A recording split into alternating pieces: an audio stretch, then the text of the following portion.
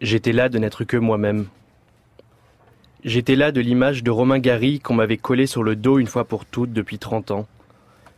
Depuis la soudaine célébrité qui était venue à un jeune aviateur avec éducation européenne. Peut-être m'y prêtais-je inconsciemment. C'était plus facile. L'image était toute faite, il n'y avait plus qu'à prendre place.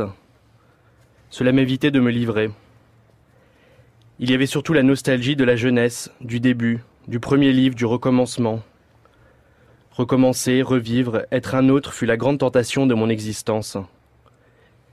Je lisais au dos de mes bouquins plusieurs vies bien remplies, aviateurs, diplomates, écrivains.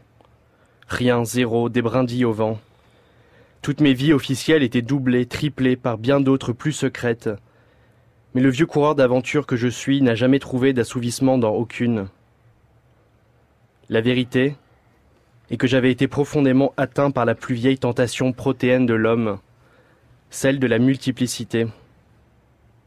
Je me suis toujours été un autre. C'était une nouvelle naissance, je commençais. Tout m'était donné encore une fois. J'avais l'illusion parfaite d'une nouvelle création de moi-même, par moi-même. Alors cette lecture, c'est bien sûr celle de Romain Gary, extrait de Vie et mort d'Émile Ajar, écrit en 1979 et paru dans l'Express en 81, peu de temps après sa mort, après son suicide. Jacqueline Lichtenstein, qu'est-ce que ça vous inspire, ce texte très émouvant dans lequel il parle lui-même de cette idée d'être un autre ? Alors, est-ce qu'on peut parler d'escroquerie ? Est-ce qu'on peut parler d'imposture ? Je crois pas non plus. Je crois que là, il y a une extraordinaire... Enfin, mais c'est réflexion, le mot est faible, parce que c'est quelqu'un quand même qui s'est suicidé, donc c'est allé jusqu'au bout. C'est une extraordinaire réflexion, méditation, mise en scène d'une question métaphysique, et celle de l'identité. Alors que lui pose d'une manière très spécifique, mais là, dans le texte, il le dit, je est un autre, qu'est-ce que le moi ?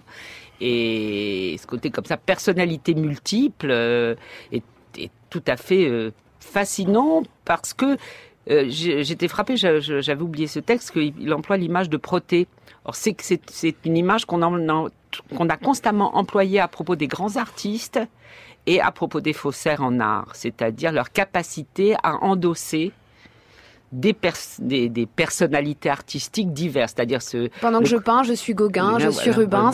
Non, et surtout, il faut que je sois Rubens, Ingres, etc., pour devenir moi-même. C'est-à-dire que moi, je suis quelqu'un qui suis capable de me transformer constamment. C'est d'ailleurs comme ça qu'on a formé les artistes pendant Absolument. des siècles, en disant, voilà, on commence par copier, et petit à petit, quelque chose de soi va se dégager. Cette idée de transformation qui, quand même, met complètement en question et en cause l'idée même d'identité, l'idée fixe, le moi, c'est moi avec des caractéristiques propres. Alors bien sûr qu'il y a l'imposture Ajar qui est absolument formidable, drôle et voilà. Mais je crois que ça va beaucoup plus loin qu'une escroquerie, qu'une imposture. Même s'il y en a une, quand même. Bien sûr, il y en a une, mais ça va quand même, ça touche quand même à la question de l'identité.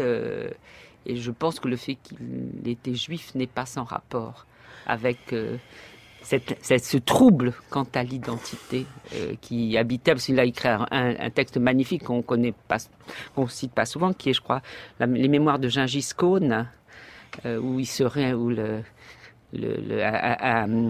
un nazi, un dirigeant de camp nazi se réincarne en Dybbuk et vient hanter un juif. Donc, c'est quand même, il y a quelque chose qui le travaille là.